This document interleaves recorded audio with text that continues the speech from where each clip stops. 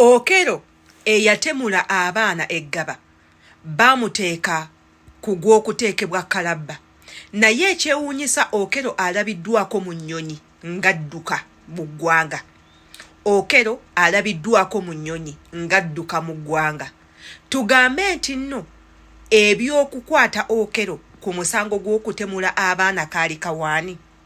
Tugambe nti nno omusango gwe baasalira Okero ogwa kalabba nakyo kyali kiwaani, kusiba abantu kiwaani. Bw'abanga Okero yadduka n'afuluma Uganda ate nga Okero y'omu ayina omusango gw'okutta abaana aba yayitawa. Tugambe nti nno akatambi kano si katuufu oba kadda. Nze nga nze nange binsobedde. Naye bwe kaba katuufu ng'Okero yakkirizibwa okudduka mu ggwanga bannange kiba kibi nnyo. Baba batukoledde ddala bubi nnyo. Era bw'aba yagenda tugenda kuvunaanaani ku musango guno. Tugenda kwekwasaani. Era bw'abanga yakkirizibwa n'alinnya ennyonyi ani yamuta.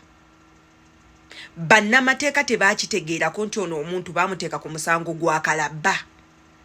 Ye waaba yafuluma mu kkomera yafuluma yatya. Ani ali mu lukwe lw'Okero ono? Ani ali emabega w'okutugumbula abaana? Tugambe kyali kiguumiisa mbu baali batuguumiisa. Tebitegeerekeka. Yenze Sheila Adita. Subscribinga ku YouTube channel yange, kwata ku kadenga buli video yonna gye nteekayo kutukako bulungi nnyo. Commentinga tumanzinye endowooza yo ku butambinga bwe buti. Tukomyewo buto n'omusango gw'Okero. Ffe twagala tuguzuukuse bwe gubanga abantu baali bagwerabira.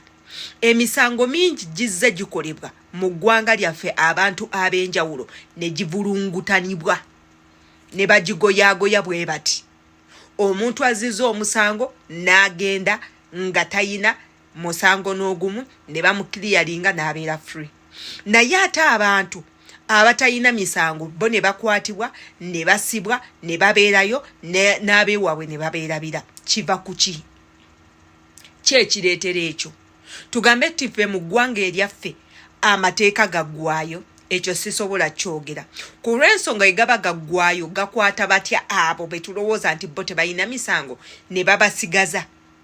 Tugambe nti mu ggwanga eryaffe ssente ze ezikola nga bw'oba mugagga tewali kikulemerera.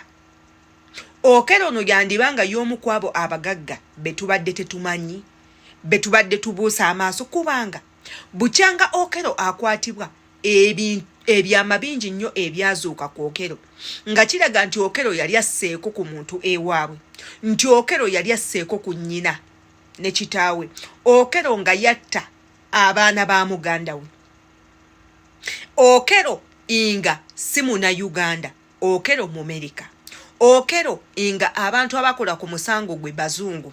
Okero nga mukyala we muzungu. Okero y'omu yalinnye ennyonyi. Okero omutuufu yaani? Okero omutuufu yaani? Era yajja atya okugenda atte abaana ng'ate kiraga nti Okero yayingira eggwanga mu January w'omwaka oguwedde, manyanga mu November w'omwaka oguwedde. Okero natta abaana omwezi oguwedde mu August. Kati Okero ali mu kkomera. Okero gwe basalidde omusango, Okero ate yatolose. Waliwo ebitagatta. Tugambe nti omusango guno ogw'Okero gwajja nga tulinda kulayira. Temubinzija mu kamwanja gw'edde boogezi.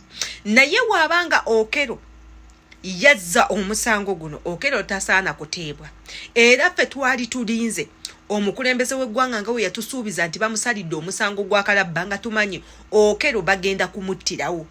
Naye ate ebintu ebyava ku abo abakwasaganya ebyokutta abantu oba ebyokuteeka abantu kalabba ne bajja ne batugamba nti omuntu tebamala gamuteeka kalabba, bakyalina okunoonyereza ennyo.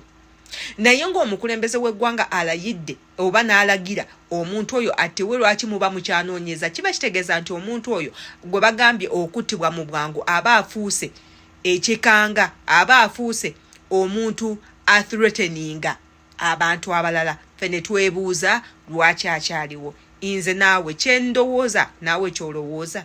Ebibuuzo bye neebuuza ku musango gw'Okello naawe bye weebuuza, era nze nga nsigala mbuuza omutemu omutuufu y'ani? Ani mutemu?